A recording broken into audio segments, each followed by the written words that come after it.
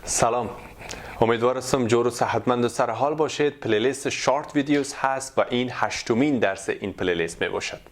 در این درس بالای 3 کلمه بدیل کلمه بعد می پردازیم و ازتان می خواهم دیگر کلمه بعد را استفاده نکنید، چرا انگلیسیتان را بسیار ابتدایی و مقدماتی نشان میده.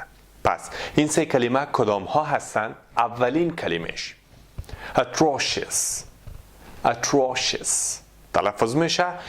به طور مثال به جای از اینکه بگوین her singing is bad، به جایی که بگوین her singing is bad آواز خونیش خراب است، خراب آواز میخونه، میتونین بگوین که her singing is atrocious.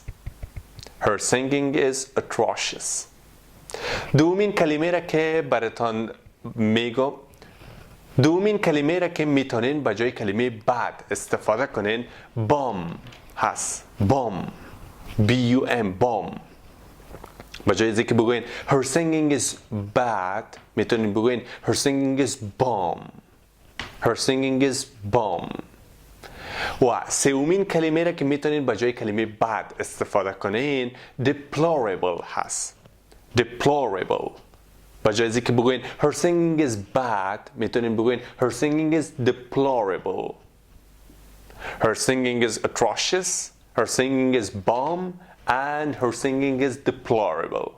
امیدوارم این 3 کلمه را بتانین در تمام صحبتایتان استفاده کنین و اگر این ویدیو برایتان مفید تمام شد پس حتما لایک، سابسکرایب و زنگوله پهلو فراموشتان نشه. در غیر صورت این کار را انجام ندید. وقت خوب و خوش. ویدیو بعدی میبینیم. الله حافظتان.